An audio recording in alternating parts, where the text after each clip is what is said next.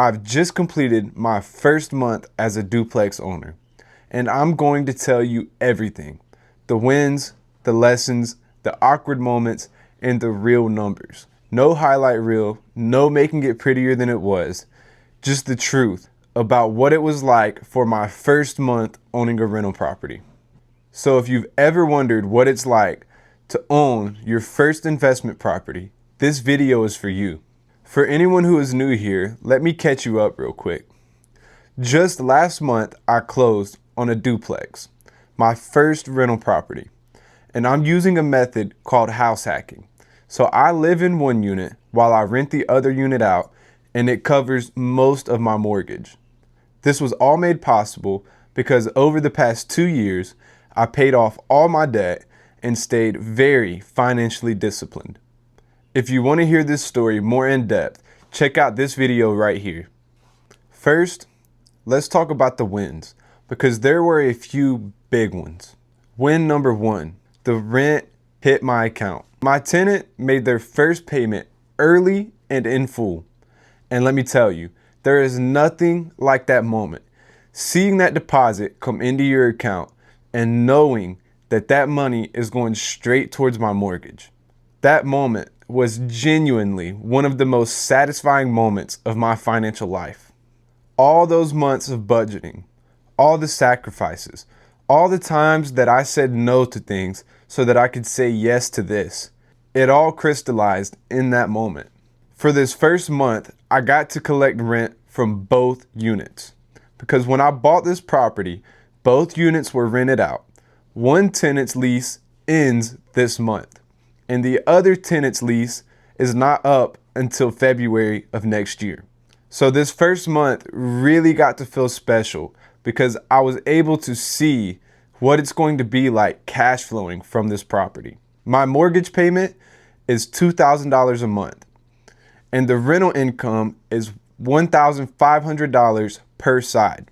So this month I collected $3,000 in rental income, and my mortgage, including taxes and insurance, is only $2,000.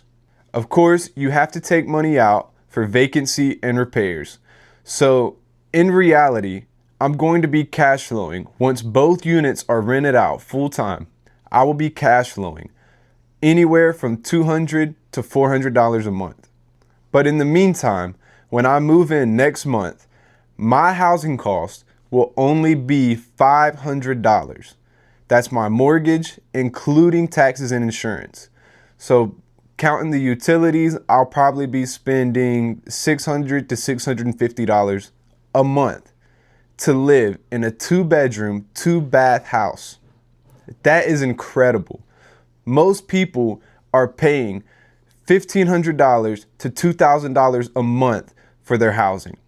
I mean, just think about it. My tenant to live in the same house that I'm living in is paying me $1,500 a month, and they are completely okay with it because that's the market rate right now. That's what very similar units right down the road are renting for. So they don't feel like they're getting ripped off, because they're not. That's what the house is worth. But due to the wealth building possibilities of house hacking, I'm living for a fraction of that cost and building wealth at the same time.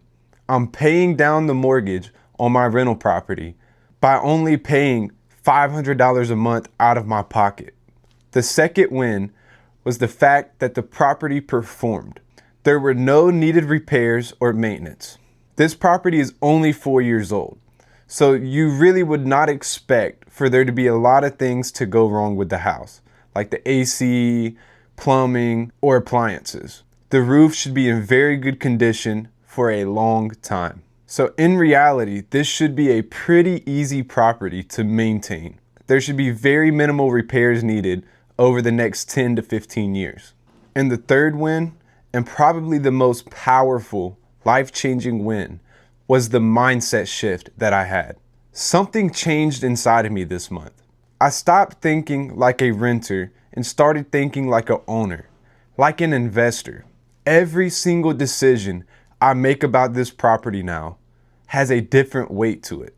And that shifted mindset is not something that I fully anticipated, but it has been powerful. Now, let's talk about the lows, because there were a couple of these also. The biggest learning curve this month was tenant communication. And on the one side, I think it's because the tenant and I got off to a bad start, since they thought that they were going to get a lease renewal option because they were great tenants. There was no reason for them not to get a new lease, except for the fact that I'm moving in. So I didn't really have a choice. We got a conventional loan, and so you have to make it your primary residence within 60 days of closing. And so I felt really bad, but there's nothing that I could do about it. I have to have a place to live also. So as soon as we closed on the house, I gave that tenant a call and let them know that they will have to move out at the end of their lease. And they asked me, is it because you need to raise rents, or like what's going on? And I kind of just had to let them know that I'm sorry and I know it's unfortunate, but I don't have a choice to renew your lease. I have to move in, and it's unfortunate that it had to be you guys, but your lease is the one that's up. So I told them I was sorry and asked if there was anything I could do to help them throughout this process. And they didn't really want my help because I think it really kind of made them mad. So our relationship got off to a rocky start to begin with. They only had a month and a half to move out, but I was not able to tell them before we closed because it was not my house. And if the financial side fell through or we backed out of our contract, then the previous owner would have had a mad tenant on their hands and they would have lost a good tenant. And so these tenants paid their rent late this month, and it's just not been a good landlord-tenant relationship. And I think it's just because of the unfortunate circumstances that we had to get started off on. And to make matters worse, the day that I called them, they were at the rehearsal dinner for their wedding. How terrible is that? I was unaware that they were getting married, so if I would have known, I could have called them on a different day. But how unfortunate is that? You're getting ready for the biggest, most happy day of your life, and you get a call letting you know that you're gonna have to move out in a month and a half. So now you're scrambling, trying to find somewhere to go when you should be able to enjoy your life. You should be able to get married, go on a honeymoon, and come back home and kind of decompress and enjoy married life. So I understand why they felt the way they did, and I don't hold anything against them for it. I just wish that we could have got started off under different circumstances. Now, as for the other tenant, the one who's staying, we got started off with a great relationship. And so I don't know that tenant communication is really a problem for me necessarily. Again, I think it was just the circumstances. But this was still definitely a low. It's definitely something that I've got to learn to get better with, to handle uncomfortable and awkward moments professionally. So there were definitely a couple of low moments this month. The one tenant, we got started off with a bad relationship, and I was worried they were not going to pay their rent for this month. But something that I am learning very quickly is that clarity up front prevents confusion later on. You need to have everything documented. You need to have all the forms that you should ready, and be very clear about any processes or expectations and the proper communication channels. I've started being more intentional with every interaction. So all that being said, tenant communication is a skill that I'm still developing. And I think I will be developing that skill and getting better over my entire lifetime. But it will get much easier, and I know that. The biggest things that I'm focusing on right now is building the proper processes and systems and just developing that skill to create good tenant-landlord relationships. And having mentors is very important. There are two people in my life that own quite a few rental properties, around 30 units the one person owns, and the other one owns, I think, 10 or 15 units. And so these are people that I really look up to and go to seek advice. Proverbs 15:22 says, "Plans go wrong for the lack of advice. Many advisors bring success." So if you're just starting out with your rental property journey, look for mentors. Try to find people that have properties, that have been doing this for a long time, and go to them with any questions that you have. Seek advice, because if you can learn something from other people's failures to avoid your own, that's a big jump start. That's the biggest shortcut that you could have in learning and getting good at something like being a landlord. So if I could go back and change anything from month one, here are the few things that I would go back and do differently. I would over communicate on day one.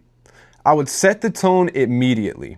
I would send a welcome message, outline how maintenance requests should be handled, how should the rent be paid, and what the preferred communication channels are.